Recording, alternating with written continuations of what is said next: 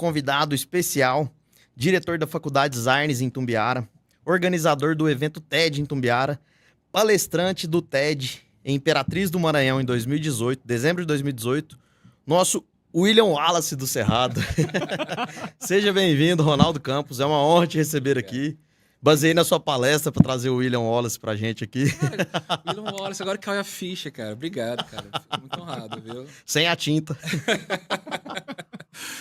Pessoal, obrigado. Eu me sinto muito honrado de estar aqui com vocês. Seja bem-vindo, né? Ronaldo. Eu vi o primeiro episódio, viu? Eu vi quando o Dr. Atila divulgou. Cara, tô muito feliz. Quando vocês me convidaram, eu disse, cara, quando? Quando é que é? Eu vou estar lá, com certeza. Eu quero fazer um TED que esteja vinculado a filme e a série. Eu também sou cinéfilo, né? Adoro filme. E eu tava Eu pensei, cara, qual o filme que eu vou falar? Na hora veio o William Wallace, assim, porque eu assisto aquele filme, toda vez que eu assisto eu choro. Aquele exemplo de liderança ali e tal. E quando eu dei aquela palestra, assim, realmente eu tentei aplicar muito o que eu tava fazendo, né, com a história do William Wallace, né? Então, eu não sei se foi bom ou ruim, mas de verdade até hoje eu uso, né, faixas e cortes dessa palestra nas minhas falas com o meu time, né? Às vezes uma forma de motivar, sabe, de engajar pessoas. Eu acho uma história muito bonita, né? Assim, superação, né? A pessoa superar desafios para alcançar o sucesso. Naquela história do se você quer subir no, você quer ver aquela vista linda no topo da montanha, você tem que escalar, né? Só que a escala vai ser dolorosa, então aproveita a vista, é a única coisa que a gente pode fazer, né? Vai aproveitando a vista, vai ser doloroso, mas vai valer a pena lá no final, quando chegar lá em cima, você vê aquela vista linda da montanha. Então, é nessa linha o raciocínio. E o mais legal e ao mesmo tempo mais desafiador é quando a gente sobe lá na montanha, no topo, e a gente quer puxar as outras pessoas pro Isso topo. E aí a gente quer que as pessoas vejam sua vista. Exato. E esse é o desafio, né? De gestor, de líder, né? Sim, e eu acho que, pensando, né, assim, como é que a gente pode puxar o outro, né? Acho que é o exemplo. Eu descobri isso quando me tornei pai, né? Que a gente... É fácil falar, né? Faça isso, faça aquilo, né? Porque você não faz assim, você orienta assim, faz assado e tal. Só que eu fui aprendendo que o peso da responsabilidade do exemplo é muito grande. Por exemplo, né? Eu como um bom gordinho, né? Eu gosto de atacar a geladeira de noite, né? E meu filho, ele tem medo de ficar sozinho, né? No lugar, né? Ele fica... Tem 8 anos ele hoje, né? E ele ficava me perseguindo, assim, pra onde eu andava de noite, né? Aí ele... Rafinha, sai. Vou comer, né? Aí quando eu saio, vou comer. Quando eu comi, ele fazia assim, pai, você não pode comer essa hora. Você não falou que não pode comer essa hora? Então, assim, um exemplo, brincadeira, né? Besta, mas, assim, realmente é impactante o peso do exemplo, né? Eu vejo isso trazendo pro lado corporativo. A importância do exemplo é muito grande, né? Não é a gente chegar pro nosso time e querer ensinar algo. Por exemplo, eu não vou chegar pra uma pessoa do financeiro que sabe muito mais do que eu e dizer pra ela o que ela tem que fazer. Eu me considero um líder servidor, né? Que é a ideia da palestra do William Wallace, né? Assim, a gente liderar pelo exemplo, né? Com o intuito de servir ao próximo, né? Então, assim, puxa um pouco o lado da fé, da religião ali. Da religião não, da fé em si mesmo, né? Uhum. Respeitando todo tipo de religião. Da fé mesmo, assim, sabe? De mostrar que vale a pena aquilo que ele está passando naquele momento, que após a superação ele vai ter algumas portas abertas. Eu acredito muito nisso, sabe? Todo mundo tem uma cruz para carregar, né? Todo mundo tem uma cruz para carregar, mas vale a pena no final você superar aquele desafio, porque as portas vão se abrir. Eu acredito bastante nisso. Tem um dia eu vi o Thiago Brunet falando sobre liderança do exemplo com o filho. Sim. Sobre leitura. Ele falou assim, a minha filha me cobrou que eu não lia livro. Aí ele parou pra pensar, cara, como é que ela pode falar isso? O tanto de livro que eu leio, tanto de livro que eu escrevo, né? Livro que eu escrevo. Aí ele parou pra analisar, ele tem que ser intencional, as pessoas têm que ver. E a filha dele tinha que ver isso. Uhum. Ele só lia quando ela tava dormindo. Sim. Então ela não via. Então é isso que você falou, né? Tem que ser pelo exemplo. As pessoas têm que ver também. Não adianta você falar que faz se eles não vê que você faz realmente. Exatamente. Isso é importante mesmo. Exato. Bacana. Isso é um ótimo resumo, né? Ele citando a questão da filha, eu gosto demais dele. Eu acompanho bastante o trabalho dele. E, assim, eu gosto de falar que a melhor escola que eu tive foi ser pai, sabe? Tipo, eu tive que resetar todos os conceitos que eu tive. Porque, assim, não adianta você ler muito, né? Ter vários conceitos e você não fazer o que você fala, né? Então, para mim, é um grande desafio. Por exemplo, Solar, a questão da leitura, você falou do exemplo. Na hora, eu lembrei do meu filho, né? Que agora eu deixei ele de castigo, não pode usar celular. Não era nem pra ter celular, né, com 8 anos, né? E eu falo pro meu filho, não, você não pode mexer no celular, você não é pra ter celular e tal. Eu viro e puxo meu celular e fica no celular. Não faz sentido isso, né? E assim, e no final eu sou um educador, né? Olha que coisa, né, contraditória. Então, para mim, essa escola, né, ser pai, para mim foi uma escola enorme, né, e fez até me entender também como filho, né, assim, entender coisas que meu pai falava para mim, me orientava, às vezes naquele pulso firme, eu entendi, porque meu pai fazia isso comigo, né, agora eu entendi, né, porque ele falava aquilo, fazia aquilo, e eu acho que a gente tá na vida para isso, né, para aprender, né, Exato. E filho vem pra ensinar, né? com certeza. Eu tô com um filho tem 4 meses. O Olha, Átila falava pra mim assim, cara, vai ser difícil esse negócio de tela e tal, de não ter sim, tela. Cara, é muito difícil. é, Porque você cansa com as brincadeiras, já acabou seu repertório de musiquinha, de brincadeira, e ali, meu Deus do céu. E quando você pega o telefone assim, ele olha na hora na tela, você fala, nossa, que facilidade, né? é. Mas aí eu me seguro, a gente tá conseguindo segurar ainda, mas não é fácil. Que bom, não é fácil não, é muito difícil mesmo.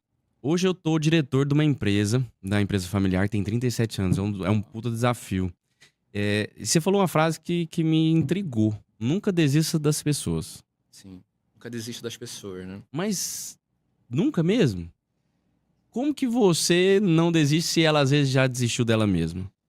Ótimo exemplo, né. Eu citei esse exemplo Tô até hoje. fugindo um pouco do tédio, mas vai chegar Tem lá. a ver, na verdade, com o primeiro teste que eu dei. É porque você falou, Nando, de Começou com a sua liderança. palestra, acho que é legal falar assim. Não, mas eu estava tendo essa reflexão hoje com uma amiga minha, né, sobre isso, né. A gente estava no carro, voltando ali do restaurante, do almoço, indo pra faculdade. E, na verdade, assim, o não desistir, na verdade, é um grande desafio. Mas o que eu falo é o seguinte, por exemplo, né, quando você demite uma pessoa, você tá desistindo dela? Nem sempre, né? Por exemplo, eu lembro uma vez que eu assumi um desafio, né? Um desafio muito grande de universidade, e tinha uma pessoa que estava na função há mais de 15 anos, assim, né? Mas eu percebia que ela não estava feliz. Percebi que ela não estava feliz ali na função. E eu vivia dando feedback para ela, porque eu percebia que ela financeiramente para ela não precisava daquilo ali. Uhum. E eu conversava bastante com elas, é isso que você quer mesmo, sabe? Porque eu via como ela atendia os alunos, assim, já não era a mesma coisa, né? Era grosseira, né? E eu tava numa fase bastante. Tava lendo bastante o Evangelho nessa época. E eu cheguei pra ela, não vou citar o nome dela, né? Eu cheguei pra ela e fiz assim: eu vou fazer um ato de amor por você. Eu falei exatamente isso. Acho que ela pensou assim: esse cara é doido, né? Que esse cara fala isso pra mim aqui. Mas eu vou tirar você da função. Vou tirar você da função. E na hora eu percebi que ela percebeu que eu fui honesto com ela, sabe? Eu tava dando feedback pra ela e tal. Eu fui honesto com ela. Vou fazer isso por você. Já que você não consegue, eu vou fazer isso por você. Mas eu queria que ela continuasse com a gente na faculdade, tá? Ela continuou com a gente como professora, excelente professora, por sinal, né? De odontologia. E 6 meses depois, o rosto dela era outro, de felicidade. Ela só andava no corredor rindo, falando com as pessoas, brincando, sabe? Então, assim, às vezes, como a gente é com um filho, né? Às vezes a gente é duro com alguém, um paciente que não aceita aquele remédio, né? Que nem tudo que a gente quer, que é bom pra gente, às vezes a gente entende porque aquilo tá chegando na nossa vida, né? Então, não desistir, na verdade, que eu falo, é o ato do amor, né? Por exemplo, né? Eu gosto quando meu chefe me dá um puxão de orelha. Eu gosto. Porque assim, se a pessoa chega pra você e puxa sua orelha, ela se importa com você. Quando a Ela pessoa... vê potencial em você. Exato. Porque se ela não vê, ela não vai falar mais nada. Ela já Exatamente. desistiu. Exatamente. Eu falo isso Isso, direto isso. nos meus Isso, liderados, cara. eu fico muito agoniado, assim, quando eu não recebo um feedback, né? Ou quando ninguém. Ou quando tá todo mundo feliz, concordando com tudo que eu tô falando. Não, tem uma coisa errada. Vamos lá, pessoal, tem uma coisa errada. O que tá acontecendo?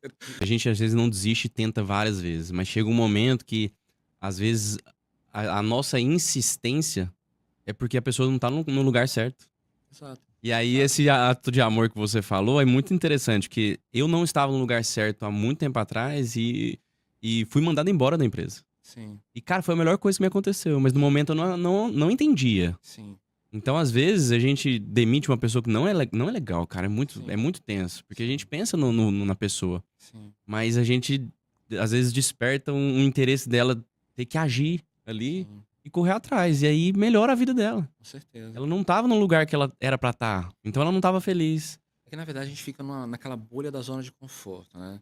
E o tempo vai passando, o tempo vai passando, o tempo vai passando, e aí você tá lá. Eu gosto muito de uma coisa que eu faço bastante, é fazer rodízio de pessoas. Vamos dizer, eu tenho uma pessoa que está muito bem no marketing, só um exemplo aqui, né? Está muito bem no marketing. Eu gosto que ela comece a passar um tempo no setor de operações, no setor de atendimento ao aluno, um exemplo, né? Uhum. Sabe? Por quê? Para forçar ela a desenvolver outro perfil comportamental. Por exemplo, uma coisa é você está no marketing, né? Que você tem que ter uma visão muito ali de promotor, ideias rápidas e tal.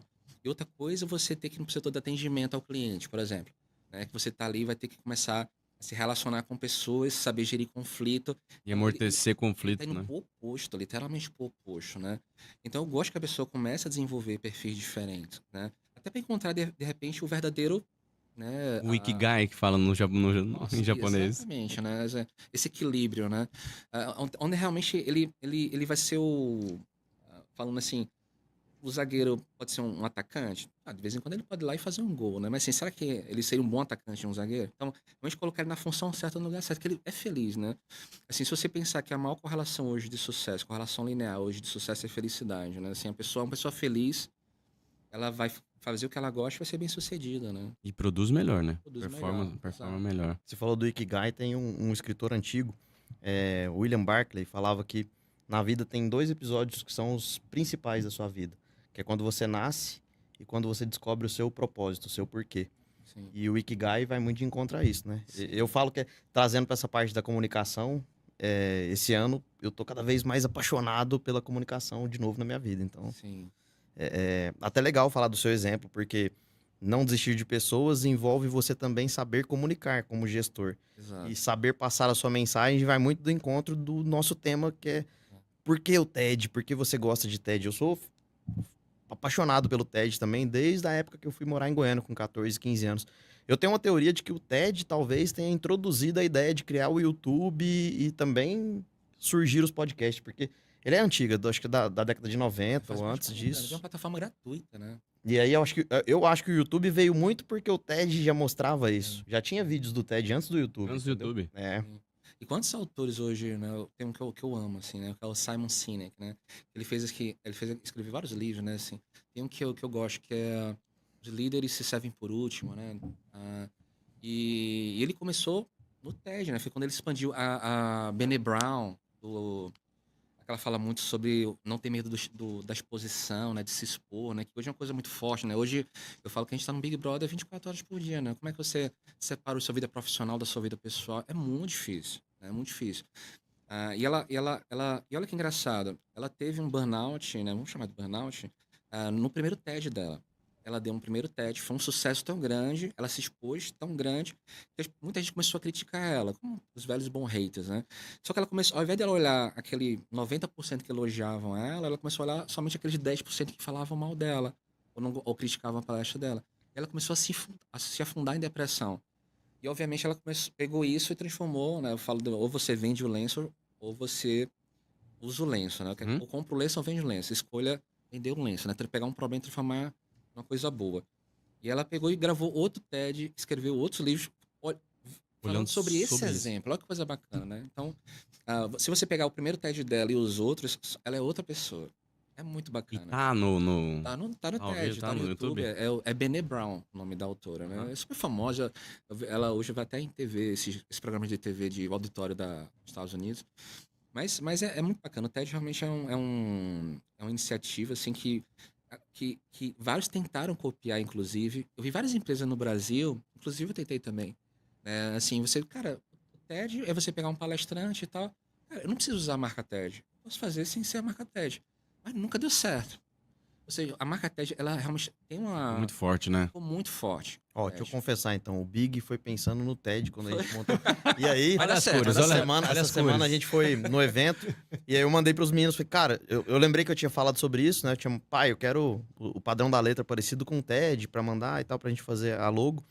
E aí achei o print da conversa, tirei o print exatamente um ano atrás, 23 de abril do Foi ano mesmo. passado, Bacana. Foi mesmo. quando a marca foi criada e foi baseada na ideia do TED, Bacana. TED Muito Talks. bom. Então, assim, eu também sou muito apaixonado pelo TED e fiquei fascinado quando recebi o convite para assistir as palestras e Sim. queria saber como é que funciona, como é que surgiu essa ideia de... Quem teve a ideia de... Você já tinha uma experiência, não sei se mais alguém da faculdade tinha essa ideia ou se já era uma ideia sua antiga de trazer para cá. Não, na verdade foi o seguinte, assim, eu sempre, antes de chegar aqui em Tubiara, eu estava numa escola internacional. Na época, o dono da escola que me contratou, ele era apaixonado pelo TED. Ele falou assim, Ronaldo, eu vi aquele teu TED, cara, tu não consegue trazer para cá? Porque quando a pessoa é palestrante e ela quer pedir a licença, é mais fácil. Aham. Você É mais tem fácil mais ser aceito, né? contato, né, também, né? Eu acho que dá uma espécie de credibilidade, Aham. assim, né? Um filtro maior. Porque muita gente pede. Quanta gente não pede, imagina, né? Nossa. Então, assim, a licença, né? E quando cheguei e lá a gente chegou a fazer, foi muito bacana, a gente botou, imagina, uma escola, né, que as pessoas só podem falar inglês, né, uma escola internacional, os alunos falando inglês. Então, para mim foi encantador. Quando cheguei em Tubiara, eu fiquei pensando assim, cara, educação médica, né? Eu não lembro de ver muitos TEDs sobre educação médica e tal, né?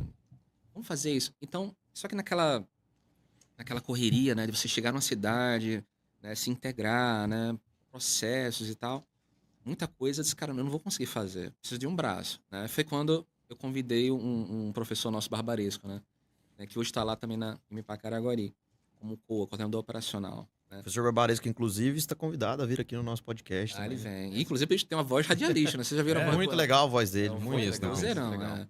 E aí o Barba, cara, topa. Aí eu, beleza. Então, a gente foi fazer o formulário para preencher, né? Pronto, só esse formulário, pessoal, foi uma novela, né? Isso foi quando? Isso foi em 2020, começo de 2024. Então tem Eu um só ano comecei e... a conversar com ele no quase final um de ano e meio. 2023, porque assim, a conversa foi ficando no final assim, cara, vamos sentar e fazer mesmo? E eu botei na nossa agenda, a gente conversar sobre isso uma vez por semana. Só que tome remarcar e nada, né? Aí um dia a gente sentou e começou a discutir qual seria a ideia do TED, né? E toda vez o Barbaresco chegava para mim e falava assim, Ronaldo, olha, eu tô vendo, porque assim, obviamente eu tinha que fazer uma proposta que tivesse alinhada com o que eles estavam querendo, Uhum. né? Então, eu vi que eles estavam falando sobre muito inovação. Inovação, inovação, inovação. Então, casou. Inovação, a educação médica, obviamente, que tinha que ter seu educação médica. A gente queria realmente que fosse sobre educação médica. Então, inovação, educação médica e outra coisa que a gente pensou.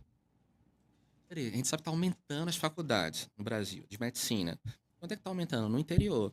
Então, vamos dar uma casadinha, né? Desafios da educação médica no interior do Brasil. Obviamente, esse nome depois foi o Barbares que, né, deu aquela polida, né? E o que acontece? Quando a gente protocolou o formulário no TED, eu esperava de verdade que ia demorar uns 6 meses para receber uma resposta, ou mais, assim. Foi completamente sem, assim, sem aquela Expectativa nenhuma. sem expectativa, né? Pronto, aí, de repente, o Bárbara mandou mensagem para mim, foi aceito, a gente tem até tal dia para fazer. Nossa, né, lascou agora, então vamos fazer, né? Só que assim, eu preciso planejar isso no orçamento, tudo mais. Então a gente começou a receber ali, a gente começou a pedir para remarcar. A gente pediu 2 vezes a remarcação, né? Porque tava com tanta coisa para fazer. Eu disse assim, bah, mas não, cara, não vamos perder não. Não vamos perder, isso aqui é muito inovador para a região e tal, cara, não vamos deixar de fazer. E quando eu botei lá no Google não, desculpa, ChatGPT na verdade, né, assim, eu vi que foi o primeiro TED sobre educação médica no estado do Goiás, segundo no Brasil, o primeiro foi em São Paulo ano passado, ou seja, é muito recente essa história, né? Uhum. A inteligência artificial está no auge, né? Assim, no auge, assim, tá nos primórdios, mas é o que se fala hoje em dia é só sobre isso, né? E interior do Brasil, né, assim, foi uma casadinha muito bacana, porque, assim, agora que eu tô 2 anos aqui, né, a gente tá nesse processo de fazer educação médica de excelência, né, de tantos desafios, né, que tem no Brasil. Assim, a gente conseguiu passar a nossa dor pro evento, sabe? Assim, foi muito bacana, assim, né? Realmente o TED, ele reflete bem a realidade que a faculdade está tendo hoje, né? Ou seja, aluno utilizando a inteligência artificial em sala de aula, o professor tendo que aprender, né, para ser uma ferramenta de apoio, não substituição, uma ferramenta de apoio, né? Esse desafio que todo dia tem uma coisa diferente na educação médica, né? Ontem saiu uma novidade, né? A questão do ENAD, tem todo ano agora para medicina, né? Então, assim, muita coisa ao mesmo tempo. Então, assim, eu fiquei muito feliz, assim, a gente ter conseguido, assim, e outro ponto importante, eu gosto de ressaltar bastante, que eu falo que as melhores escolas, faculdades, é aquela que os alunos fazem, sabe? O aluno faz. Mas quem engaja o aluno são os professores, né? O show acontece na sala de aula, certo? Professor e aluno.